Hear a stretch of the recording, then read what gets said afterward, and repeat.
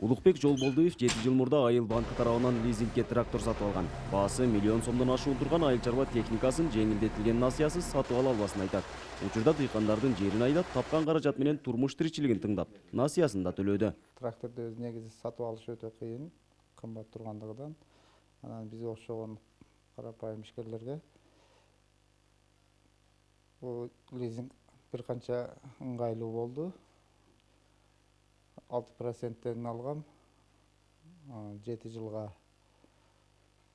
акыркы жыл калды. Ошо элдин кызматын кылып атабыз. Ошо кызматтын немесинен үй тиричилигине иштетип тапкан акчаларды. Бул жылы Айыл банкы тарабынан Баткен районунун жана шаарынын жашоочуларына 31 миллион сомдон ашуун жеңилдетилген насыя берилген. Жалпы 84 кардар мал чарбачылыгы, өндүрүш жана айыл чарба тармагын алышкан.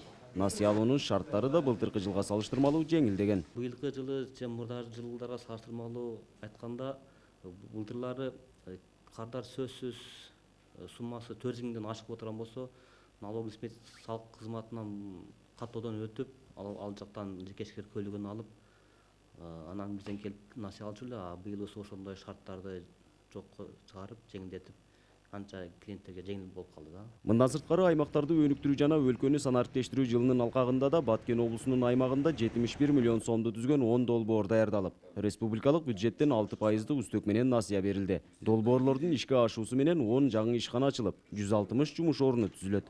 Региондорду өнүктүрүү жылына алкагында Кыргыз өкмөт тарабынан 2 миллиард акча бөлүнгөн. Жеке ишкерлерге ошондой эле жеке ишкерлерге региондорду өнүктүрүү максатында ошону алганда биздин областтан сунуштап проекттерди республикалык комиссияда 10 проект жактырылды 71 миллионго.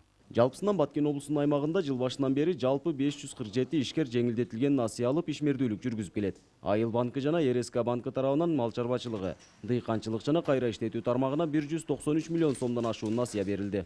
Нургазы Жайнаков, Рысбек Мазайыт уулу, Ала Тоо 24, Баткен облусу.